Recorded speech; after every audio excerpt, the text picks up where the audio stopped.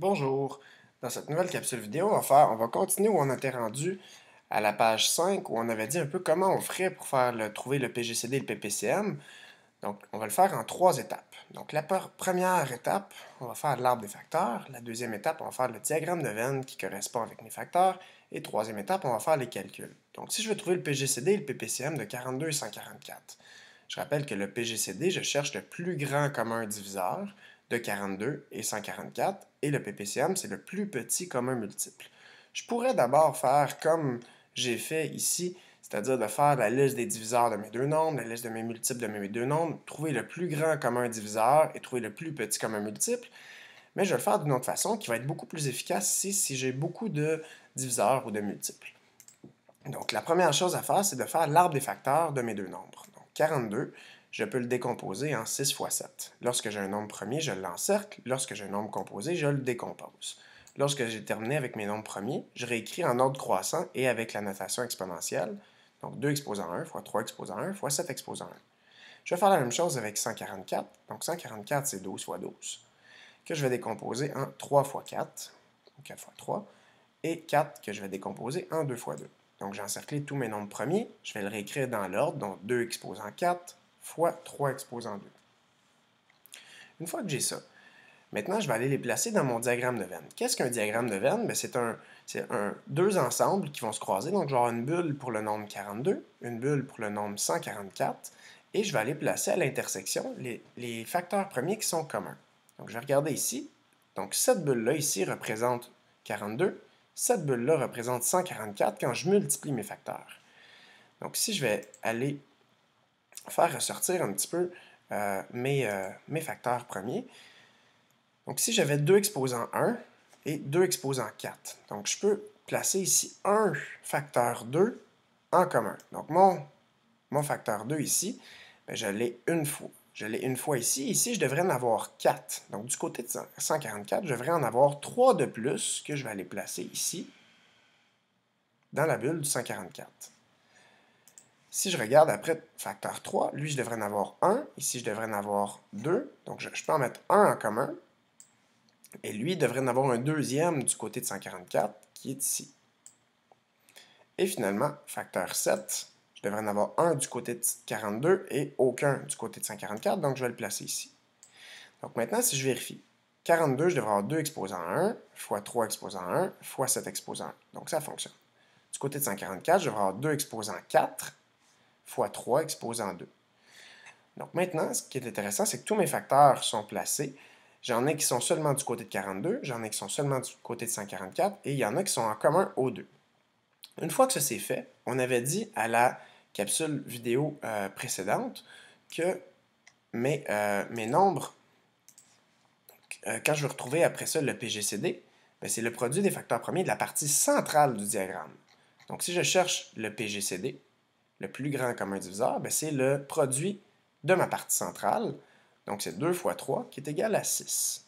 Donc si je prends ici tous les facteurs en commun et je les multiplie, ça va me donner mon plus grand commun diviseur. C'est important ici dans mon diagramme de Venn d'avoir seulement des nombres premiers. Je place seulement mes nombres premiers.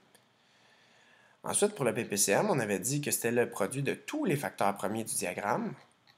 Donc, si je prends le produit de tous mes facteurs premiers du diagramme, je vais faire 7 fois 2 fois 3 fois 2 fois 2 fois 2 fois 3. Donc, je multiplie tous mes nombres. Mais je peux y aller rapidement. Je pourrais compter un par un, mais je sais ici que 2 fois 3 fois 2 fois 2 fois 3 fois 2 fois 3, donc toute cette partie-là ici, je sais que ça va me donner 144. Donc, ça me donne, dans le fond, 7 fois 144. 7 fois tous ces nombres-là ici, qui me donnent 7 fois 144. Et là, si je multiplie ça, je ferai mon calcul à droite, ça me donnerait 1008.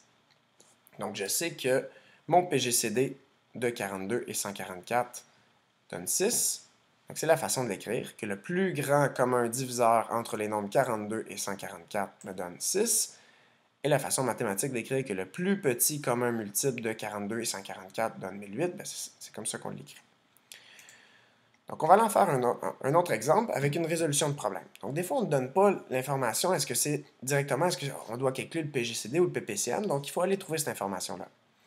Donc, j'ai un groupe d'élèves qui a ramassé 210 livres et 175 jouets usagés pour les redistribuer à des familles qui en ont besoin.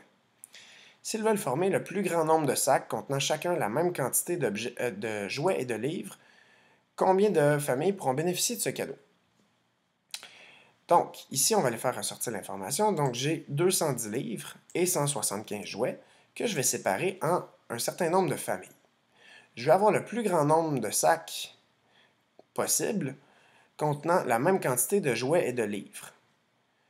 Combien de familles pourront bénéficier de ce cadeau? Ça, c'est ma question. Et là, je vais avoir le plus de sacs possible, donc le plus grand nombre de familles possibles qui vont avoir des livres et des jouets. Donc, la question que je me pose, pour savoir est-ce que c'est un PGCD ou un PPCM, est-ce que le nombre de familles va être plus petit ou plus grand que ce nombre de livres-là et de jouets-là? Bien, ça va être plus petit. Je ne pourrais pas avoir 1000 familles qui se sépareraient ce nombre d'items-là.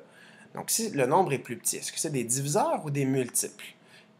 Ça va être des diviseurs. Donc, les diviseurs de ces nombres-là sont plus petits, alors que les multiples de ces nombres-là seraient plus grands. Donc, si ça va être des diviseurs, je veux que mes diviseurs soient communs et je vais avoir le plus grand nombre possible. Donc, le plus grand commun diviseur.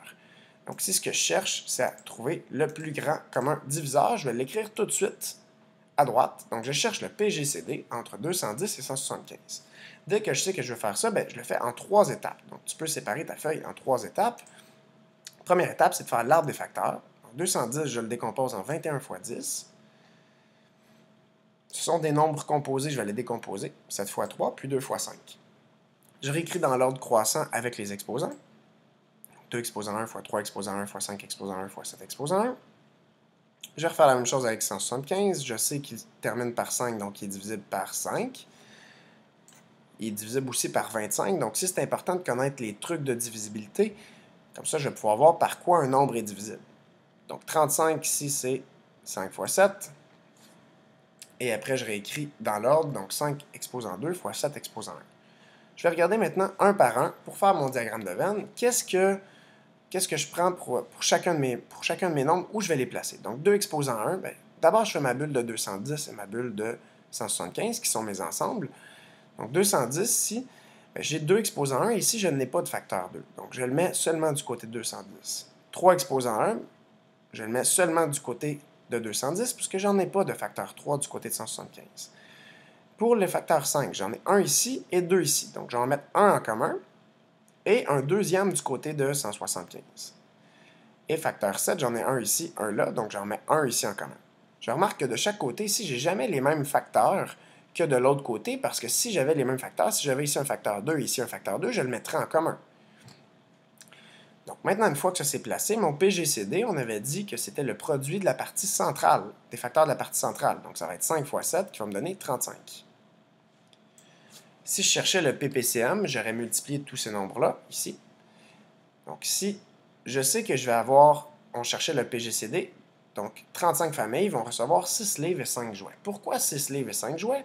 J'ai 35 familles ici, 5 fois 7, 35. Donc 35 fois quoi qui va me donner mes 210 livres? C'est 35 fois 2 fois 3, parce que tout ça ensemble me donne 210. Donc 35 fois 6. Donc, j'ai 35 familles qui ont chacun 6 livres, qui vont me donner mes 210 livres, et 35 familles qui ont chacun 5 jouets, qui vont me donner mes 175 jouets. Donc voilà, dans la prochaine capsule vidéo, nous allons faire d'autres exemples sur le calcul de PGCD et PPCM. Merci.